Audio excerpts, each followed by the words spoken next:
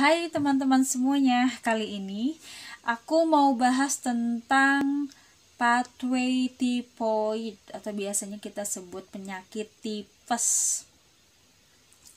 Pada umumnya bakteri Salmonella typhi sebagai penyebab demam tifoid. Salmonella typhi masuk ke tubuh manusia yang sehat melalui mulut, melalui makanan dan minuman yang tercemar oleh bakteri Salmonella tersebut. Kemudian kuman masuk ke saluran gastrointestinal, sebagian kuman akan dimusnahkan oleh asam lambung dan sebagian lagi itu masuk ke usus halus. Bakteri masuk ke organ dibawa oleh aliran darah jika hal ini terjadi. Pasien ini pasti akan terasa malaise atau lelah, perasaan tidak enak badan dan terasa nyeri abdomen.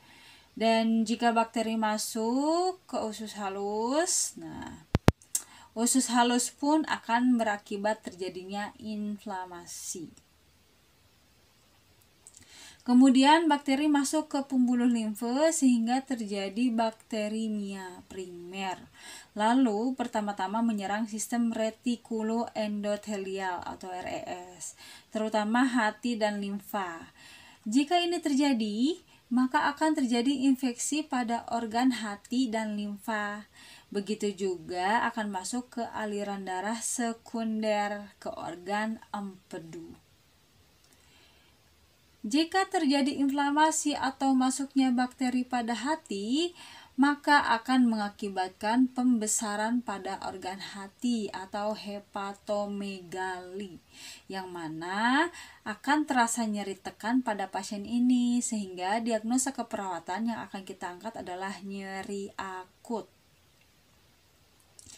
Dalam hati, bakteri Salmonella masuk bersama aliran darah ke organ empedu dan di sana berkembang biak dan bersama cairan empedu diekskresikan secara intermiten atau perlahan ke dalam lumen rongga usus pada kelenjar limfoid halus.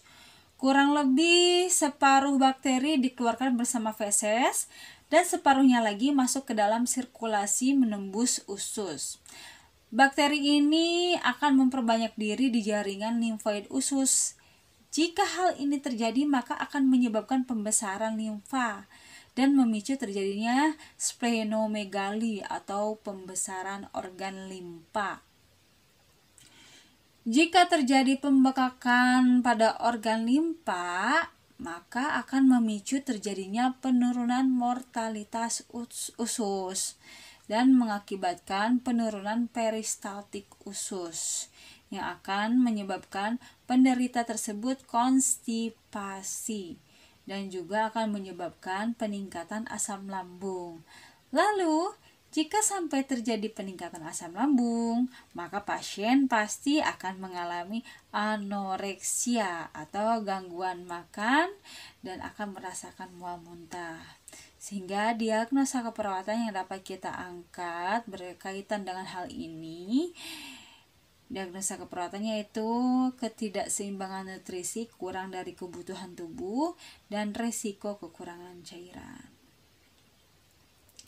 Ketika bakteri berada dalam aliran darah dan memperbanyak diri, maka akan terjadi endotoksin atau pelepasan makrofag.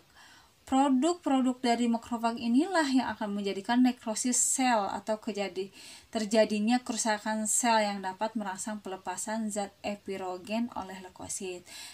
Kejadian ini akan mempengaruhi pusat pengatur suhu tubuh atau pusat termoregulator. Maka diagnosa keperawatan yang dapat kita angkat adalah ketidakefektifan termoregulasi, yang mana pasien ini akan ditandai dengan adanya demam.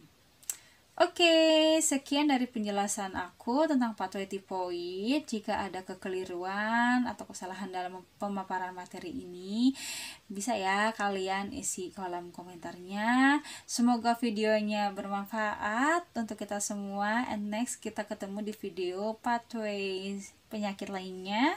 Kalau misalkan ada yang pengen dibahas tentang penyakit apa pathway-nya, silahkan dikomentarkan aja ya, ditulis aja di kolom komentarnya, dan jangan lupa subscribe channelnya dan dukung selalu. See you next video, salam sehat selalu, bye bye semuanya.